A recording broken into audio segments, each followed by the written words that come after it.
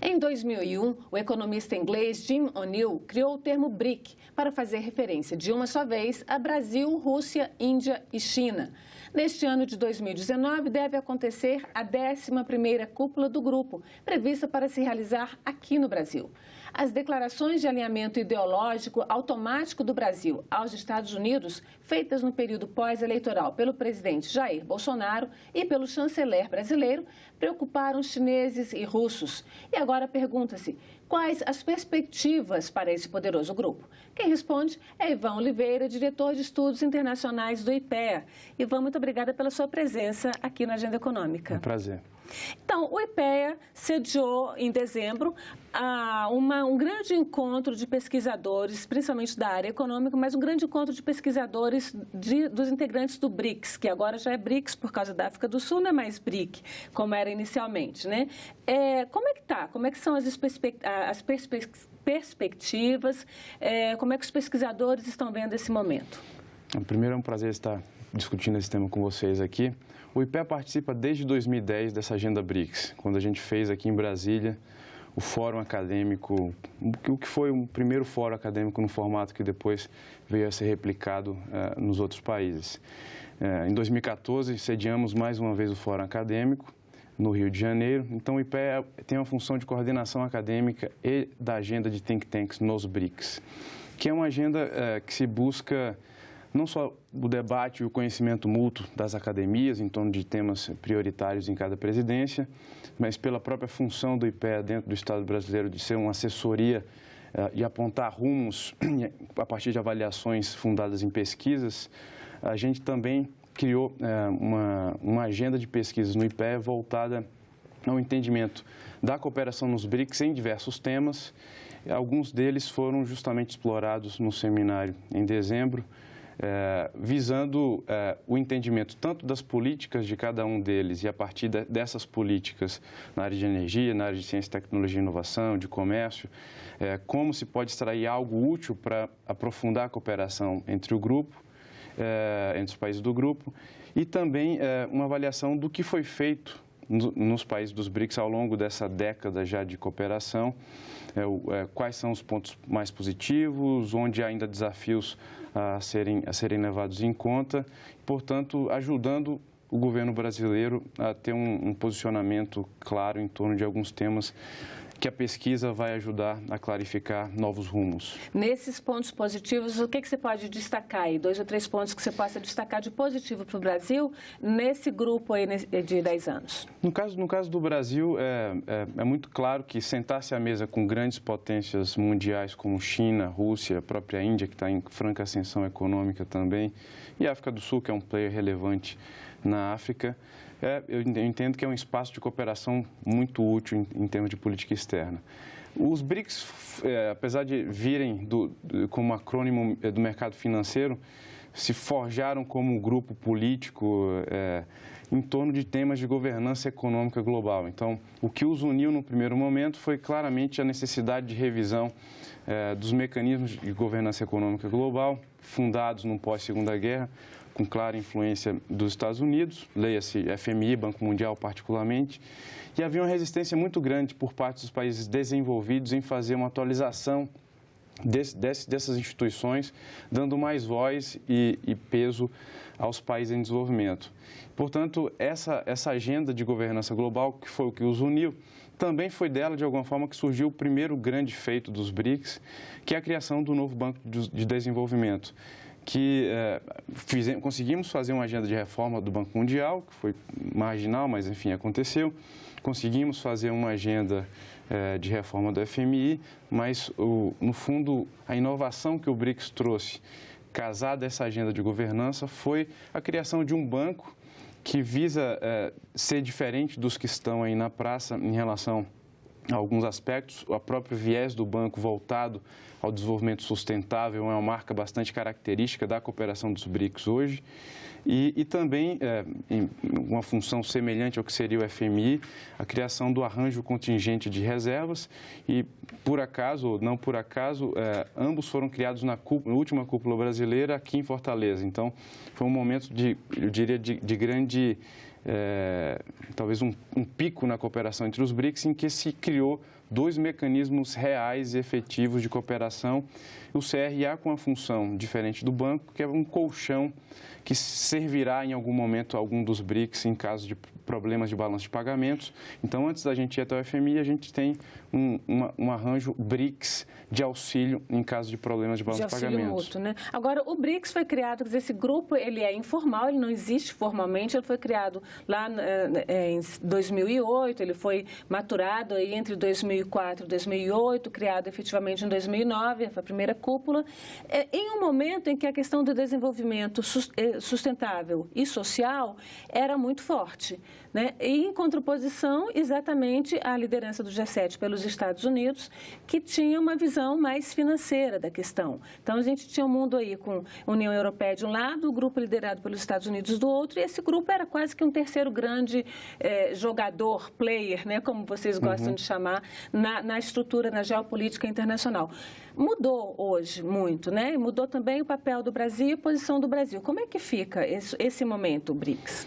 Eu entendo que um país com as dimensões e a importância que o Brasil tem no mundo e na região em particular, terá sim ou sim uma política externa que atenda universalista, no sentido de que o mundo inteiro nos interessa. Então, independentemente de ajustes de viés para um lado ou para o outro, um pouco mais próximo dos Estados Unidos ou um pouco mais próximo de uma agenda Sul-Sul, no fundamental é um país, é uma economia imensa, com um potencial de crescimento imenso, com interesses múltiplos e que deve ter sim ou sim o mundo como parceiro. Como parceiro.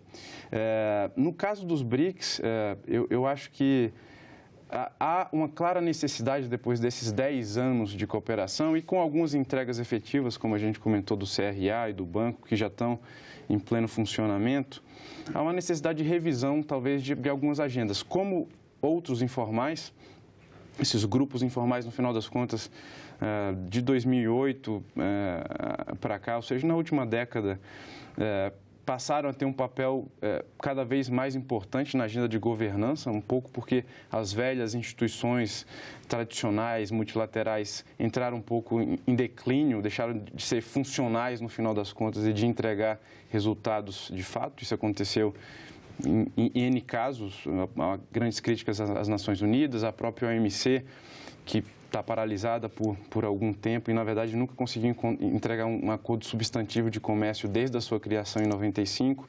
Então, os informais surgiram como um caminho flexível daqueles que querem fazer alguma coisa, encontrarem uma agenda comum e fazerem essa agenda avançar de uma forma menos burocrática e amarrada como se tem nas tradicionais instituições internacionais.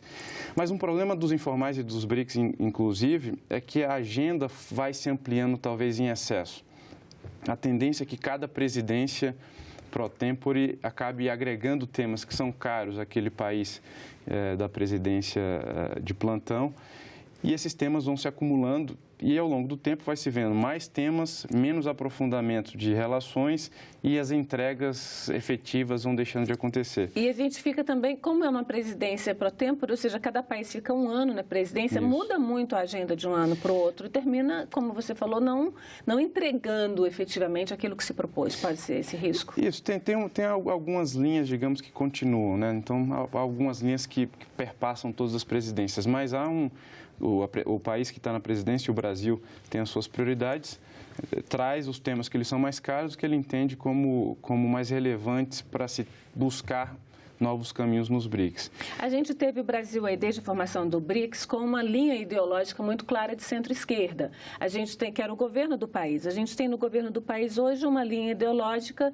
de direita e, por isso, esse alinhamento mais próximo aos Estados Unidos. Essa mudança de linha ideológica, já que o grupo é presidido a cada ano por um país, então essas mudanças de cada país, essas mudanças acontecem em todos os países. Isso. Elas não podem prejudicar ou elas não podem atrapalhar. Qual é o significado dessas mudanças de governo em todos os países nesses resultados? No caso de política externa, porque é uma política de Estado. Então, por mais que haja, de fato, mudanças de ênfase, e eu acho que isso é positivo, no final das contas, apesar de ser uma política de Estado, política externa é política pública.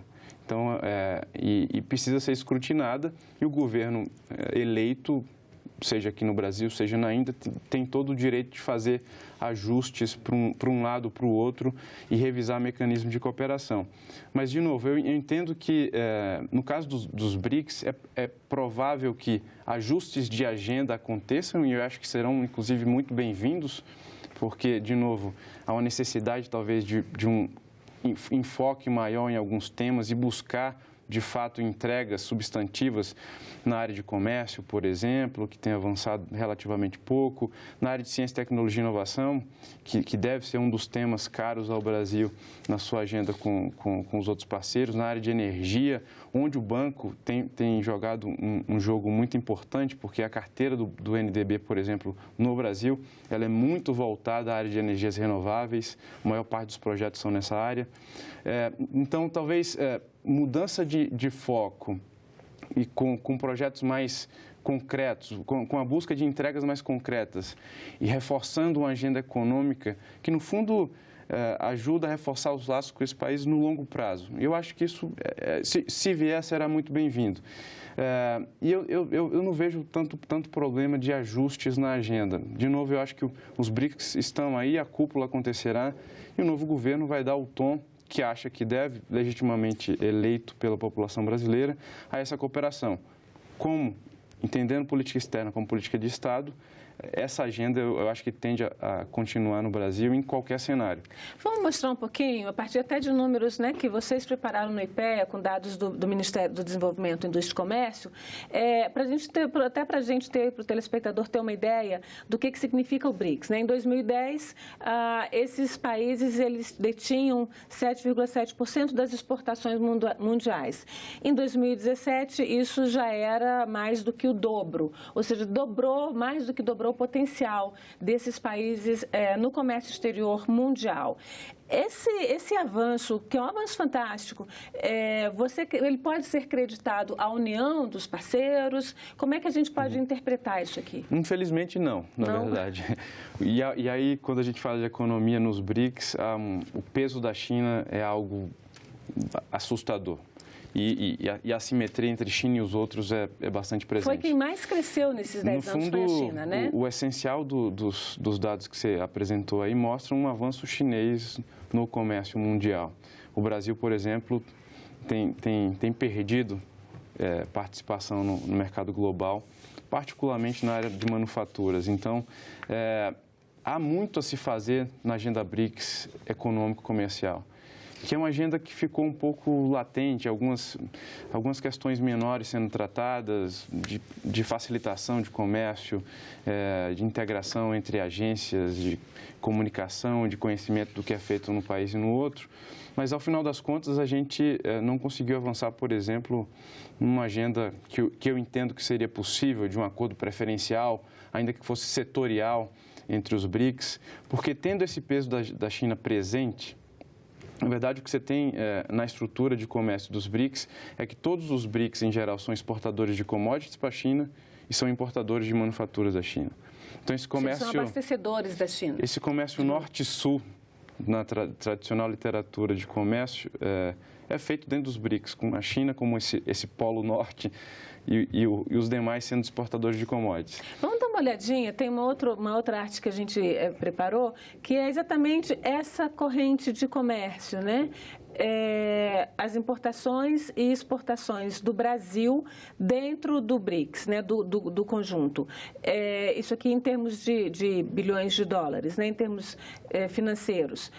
O Brasil tem tido sempre um superávit aí, mas aumentou muito de 2005 para cá, né, e principalmente de 2008 para cá, quase dobrou, né?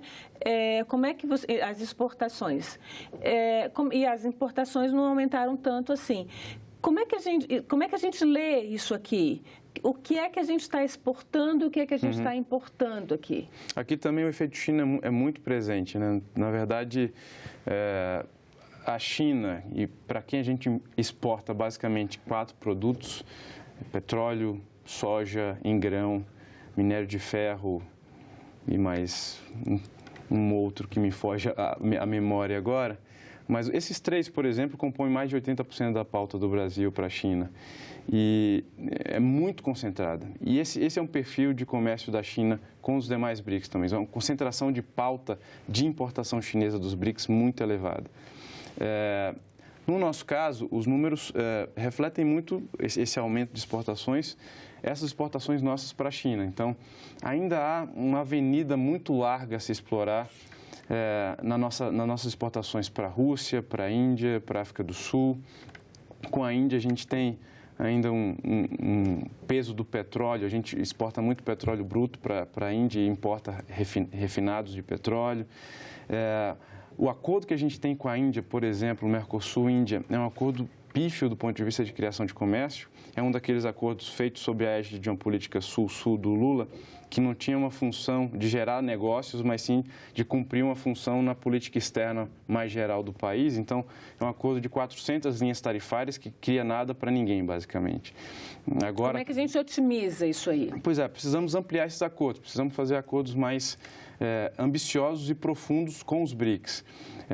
Ampliar esse acordo com a Índia, que é algo que está em pauta hoje na agenda brasileira, ampliar um acordo com a África do Sul, com a União Aduaneira, da qual a África do Sul participa, com o qual o Mercosul também tem um acordo, buscar algum tipo de acordo com a China que permita que a gente agregue mais valor à nossa pauta de exportações. Mas a gente tem que exportar para a China, quer dizer, não é uma postura brasileira de exportar carne in natura, por exemplo, que a gente exporta muito carne, né, proteínas animais para a China, e exportar proteínas em uma forma, por exemplo, pelo menos já semi-industrializadas, semi-processadas? Não é uma decisão do governo brasileiro? É a decisão dos empresários brasileiros, que no final das contas são eles que geram riqueza e renda no país. Mas há uma série de barreiras em que o governo pode facilitar. Na agenda com a China, na agenda com a Rússia, por exemplo, as barreiras não tarifárias são muito importantes. No caso da Rússia, carnes, por exemplo, é um problema. A agência sanitária russa é recorrente o bloqueio de carne brasileira na Rússia, alegando-se questões sanitárias e fitossanitárias. Barreira, mas, na verdade, no fundo, há quem diga que isso é barreira comercial mesmo, isso, pois é. O ideal é, se os BRICS estão aí para ampliar e aprofundar a cooperação entre as suas economias, os governos podem, aí sim, negociar caminhos que facilitem essas inspeções sanitárias, certificados comuns, por exemplo, que permitam que, mesmo nesse fluxo de bens agrícolas, onde o Brasil, por exemplo, é muito competitivo, o Brasil consiga acessar esses mercados mais facilmente. Então, há uma série de barreiras não tarifárias que devem ser lidadas juntamente com as barreiras tarifárias, que continuam muito importantes no comércio entre o Brasil e os BRICS. Então, assim, tarifa ainda é muito importante, a gente não pode esquecer disso. Então, tanto tarifa quanto barreiras não tarifárias devem ser endereçadas numa agenda de aprofundamento de relações comerciais do Brasil com os BRICS. A gente pegou uma outra leitura daquele gráfico anterior, que era em dólares, e aqui a gente tem em termos percentuais, a gente percebe que a nossa corrente de comércio mais do que dobrou aí de 2005 para cá, pegando o início dos BRICS 2016, 2008 quase dobrou, né?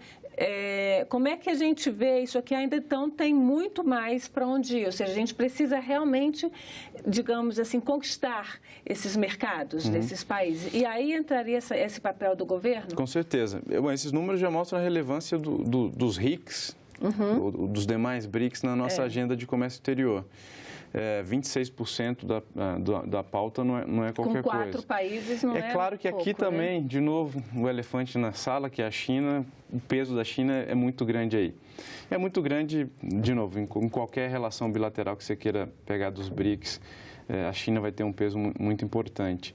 Mas há uma agenda importante na área de comércio e de investimentos também. Os chineses também estão investindo no mundo inteiro. Isso enfim, um aporte de capital chinês está chegando no Brasil de forma bastante importante, está chegando nos demais BRICS, e essa agenda de investimentos também precisa ser tratada, no meu entendimento. Então, para além de se buscar acordos de comércio que facilitem as trocas entre os países, a agenda na área de serviços, na área de investimentos, serviços cada vez mais importantes para a agenda de economia digital, que a China está jogando um jogo Bem pesado, né? Pesado, com os americanos em torno dessa dominância da economia global, no final das contas, no próximo século, que vai passar, sim ou sim, pela economia digital, e serviços têm um peso importante. Então, discutir serviços entre os BRICS é uma agenda relevante, porque a partir daí pode-se estreitar laços em adensamentos de cadeia importantes. Quando se discute serviço, a gente discute também a prestação de serviço, ou seja, mão de obra, que a China sempre foi acusada de fazer quase que dumping em termos de mão de obra, porque com trabalhos, né, até muito recentemente era acusada de trabalho semi-escravo, pelas condições de trabalho, pelos salários pagos. Como é que fica essa questão trabalhista também? Eu queria só apresentar para o telespectador dois símbolos que a gente conhece muito pouco. Um que é o do novo Banco de Desenvolvimento, que é bem pouco conhecido, e outro é o símbolo do BRICS. Esse foi o da África do Sul. E a gente tem, na verdade, a cada ano um símbolo novo de acordo com o país que preside, mas Exato. esse é o mais recente. Esse já do novo Banco de Desenvolvimento, ele permanece, né? Esse aí é fixo. Vamos falar então um pouquinho mais dessa questão financeira. Novo Banco de Desenvolvimento, está realmente inovando, já está funcionando? Qual é o peso? Está funcionando, está num processo de consolidação. Eu acho que o banco, da forma como está sendo estruturado, com muita cautela, buscando sempre ter em mente que a gente está se criando um banco que vai ser ranqueado pelas agências de rating internacionais, já está, na verdade, e o banco tem um rating melhor do que todos os países dos BRICS, portanto, ele consegue acesso a crédito muito mais fácil e fazer a multiplicação desse crédito no mercado internacional melhor do que qualquer um dos países dos BRICS, daí porque se consegue financiamentos a taxas menores do que o Brasil, por exemplo, conseguiria sozinho. E o banco, acho que tem tomado cautela no sentido de ter uma política de avaliação de riscos bastante consistente, bastante próximo, no final das contas, do que os outros bancos multilaterais têm nessa agenda de avaliação de risco. É um banco e é um banco de desenvolvimento. Tá. E é um banco que tem ampliado sua carteira no Brasil, mas acho que cabe o Brasil, e a ideia da abertura em 2019 do escritório em São Paulo do banco. Que é uma novidade, né? Porque até agora só tinha escritório chinês. E um escritório regional na África do Sul. Foi criado junto com a sede em Xangai. Mas o banco, ao criar o escritório em São Paulo e um pequeno escritório de apoio em Brasília, com certeza terá maior penetração e assim, os próprios empresários brasileiros terão mais acesso ao banco e às suas linhas de crédito. O que é muito positivo. O Brasil hoje vem usando ainda muito pouco o banco como fonte de financiamento para o desenvolvimento. O aporte nosso ao banco, eu acho que hoje é maior do que as linhas de crédito que a gente pegou. Por um lado, eu acho que uma falta de estratégia dos governos anteriores em relação ao banco. Por outro, uma falta de interesse ou desconhecimento do setor privado das linhas que o banco está disposto a financiar. Isso deve ser, eu acho que claramente resolvido no nosso caso no Brasil com o escritório e espera-se que, portanto, o montante de investimentos do banco no país, de financiamento do banco no país, se amplie bastante nos próximos anos. Vou falar um pouquinho de energia, que é uma outra pauta importante que foi discutida no encontro do IPEA, que certamente é uma pauta que vai estar no encontro do fim do ano aqui no Brasil. Energia. Se a gente pensar em energia renovável, eu acho que o banco vem cumprindo um papel muito importante, vem financiando bastante, inclusive no Brasil, a maior parte dos projetos em curso são na área de energias renováveis, eólicas, particularmente no Nordeste. E isso, portanto, a cooperação BRICS na área de energias renováveis é bastante forte, estimulada pelo banco, que tem a pegada voltada ao desenvolvimento sustentável. Na área de energias não renováveis, petróleo, gás, carvão, em que os BRICS são grandes players, na verdade. Eles têm um percentual acima de 20% do mercado global de petróleo, por exemplo. Na área de carvão também é um player relevante, particularmente a África do Sul. Gás natural, a Rússia e petróleo é um grande exportador e grande produtor.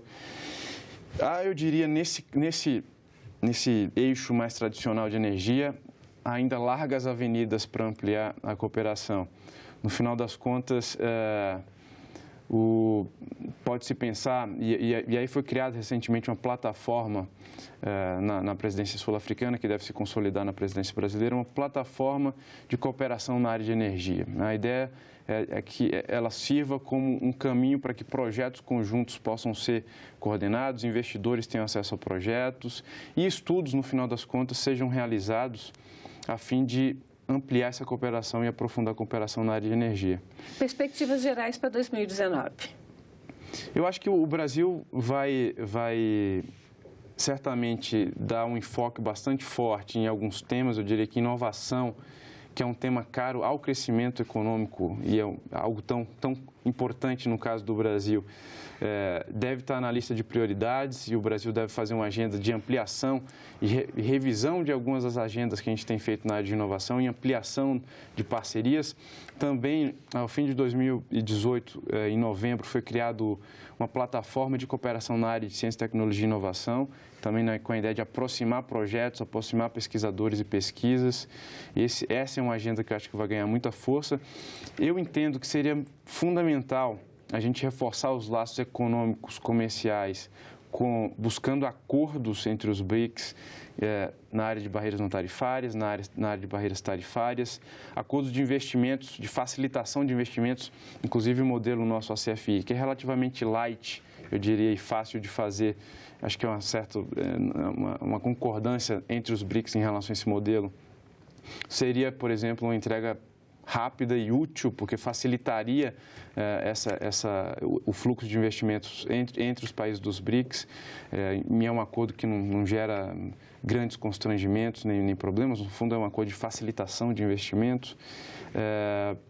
Na área comercial, portanto, acho que esse caminho seria muito bem-vindo. E a gente espera que reforços na agenda do NDB, que já vem apresentando bastante bons resultados, mas que deve, com certeza, ganhar mais relevância no Brasil a partir da criação do escritório.